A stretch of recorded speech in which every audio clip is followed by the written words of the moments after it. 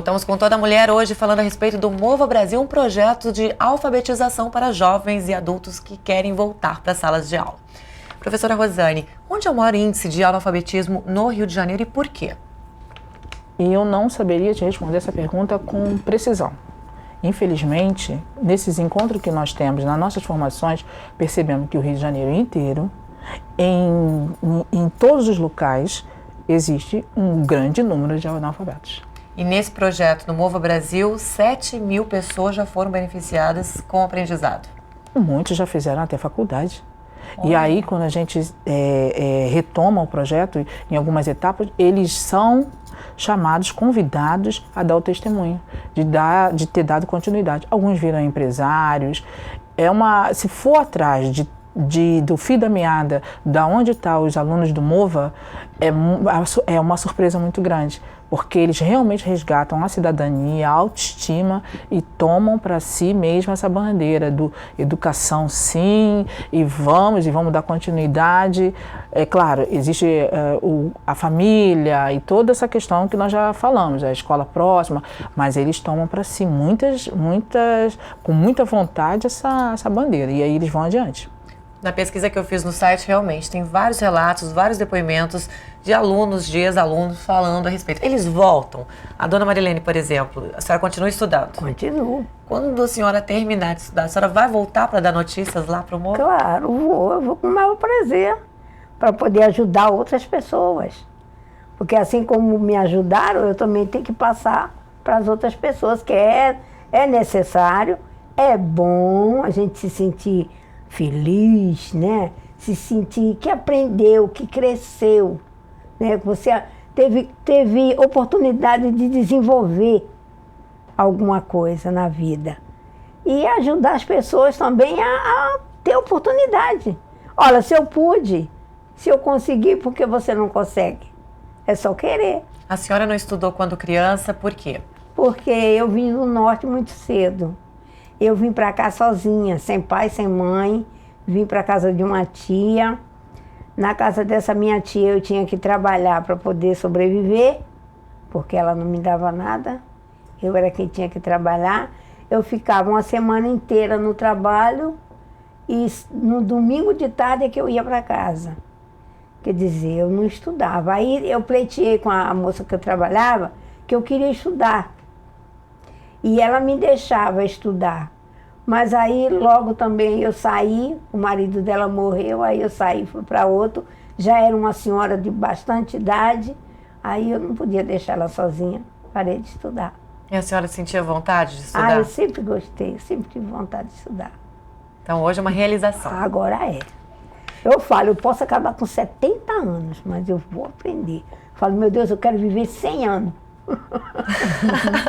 Professora Rosane, e esses professores que atendem alunos como a dona Marilene, eles recebem um treinamento, uma capacitação diferente? Nós recebemos exatamente uma capacitação diferente do método Paulo Freire. Também parte do nosso saber, do nosso conhecer.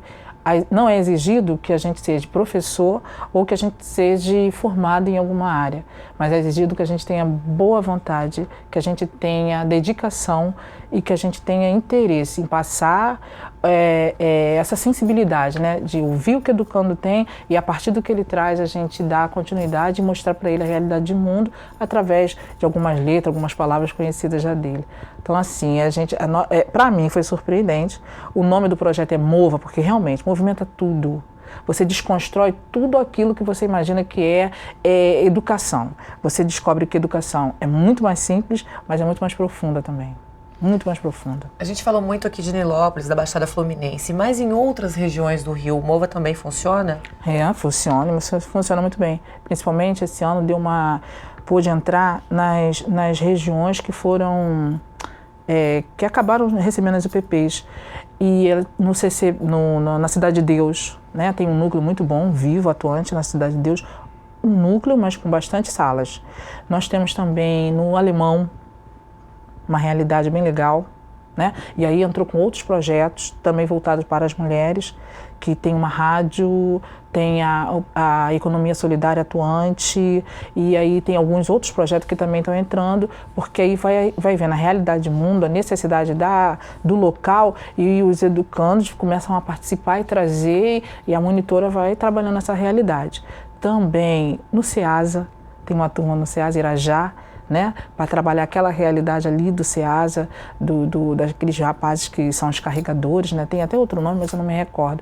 Então, assim, nós fomos em busca, que é isso que o projeto faz, esse olhar, tem esse olhar. Aonde está, ele não espera que a pessoa venha, ele vai até aquela necessidade, aquela realidade.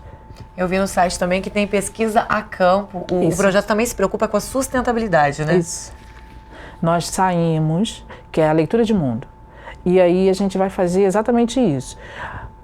Qual é a realidade do educando hoje? Por exemplo, nós tínhamos um índice muito grande de educando que não ficava na sala de aula por precisar trabalhar. Então nós temos que aliar trabalho, sustento e sala de aula. Então trabalhou-se muito com artesanato. O que ele pode fazer, sabe fazer, é um doce, é um artesão, e a gente buscar meio dele conseguir sobreviver, mesmo com pouco. Muitos também conseguiram, que são domésticos, conseguiram uma faxina, conseguiram uma maneira de trabalhar dentro do bairro sem perder a sala de aula.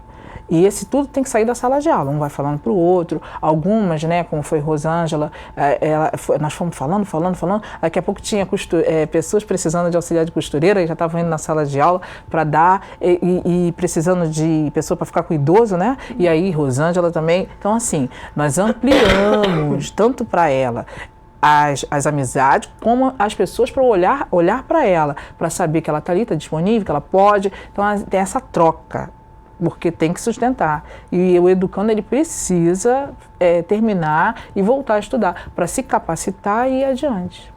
Você sabe, ouvindo aqui, eu fiquei pensando. Recentemente aqui na Assembleia teve um grande debate, inclusive na Comissão de Educação, porque o governo do estado está fechando algumas turmas, algumas escolas de educação de jovens e adultos, né? Também nos municípios a gente vê reclamações de que o jovem e o adulto começa a estudar fora da época considerada normal e depois não fica, tem muita matrícula e depois evade. Mas eu coloco a importância de ter projetos como esse. Né? Então fica aí um alô para o Estado, um alô para os municípios, que tendo esse tipo de projeto, vai ajudar aquele e aquela que está necessitando da alfabetização entender a importância. Porque senão ele não, ou ela não vai conseguir superar os obstáculos que ele encontra naquela situação. E ter um movimento desse estimula, mostra a importância e dá a essa pessoa aquela vontade aqui que está sendo transmitida aqui, para que a pessoa persista, insista mesmo com aquelas dificuldades.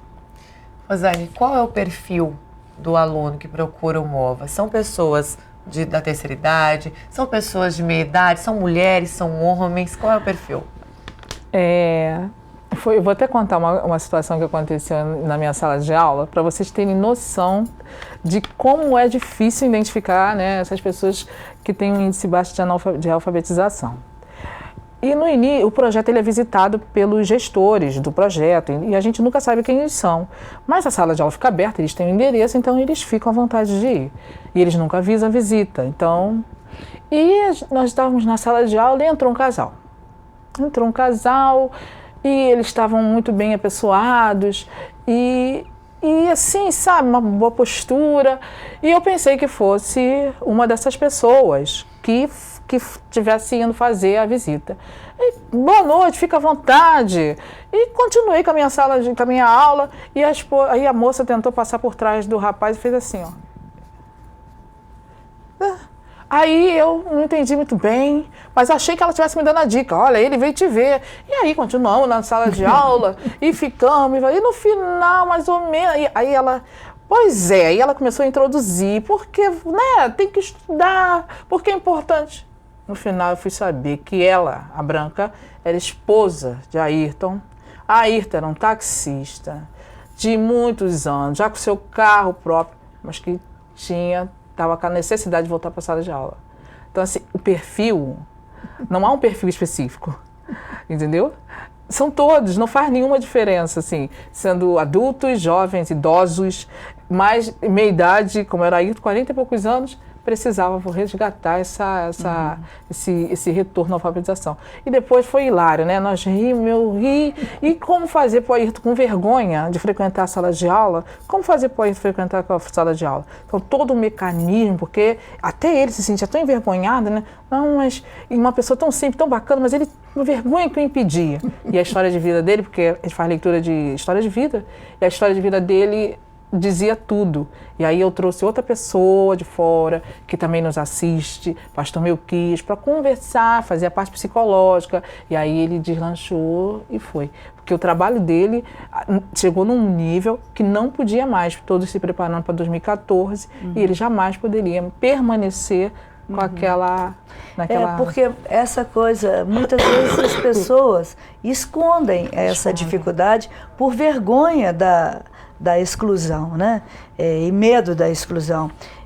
Casos, por exemplo, que eu já ouvi que a pessoa está no ponto do ônibus, não sabe ler onde é que vai, mas fala com do lado. Você podia ler para mim? A minha vista não está muito boa. É verdade. Né? Para não dizer que não sabe ler. E às vezes sabe simplesmente assinar o nome, fazer conta, se vira naquilo ali, né? Mas na hora que chega uma hora que necessita de um aprofundamento, de saber de fato, né, ler, escrever, interpretar um texto, fazer uma conta mais, né, elaborada, aí a pessoa vai ser pega, né, naquela dificuldade. Então, é importantíssimo isso, né? E essa formação que vocês têm, porque o desafio é todo dia, toda hora. E você não sabe qual, né? Não sei. Ele pode aparecer a qualquer momento, como foi o caso aí. Nossa, né? Mas eu nunca imaginei que Ayrton estava ali para ser um educando. Eu imaginei que ele fosse realmente um dos gestores e estivesse na sala de aula para tomar conta, para conhecer os educandos, porque o projeto ele liga, né? As pessoas recebem telefonemas, os educandos recebem telefonema, não sabe nem de quem, mas uma série de questionários, e eles perguntas que para saber como é que está o andamento e tudo mais. É uma parte do projeto que mais me encanta.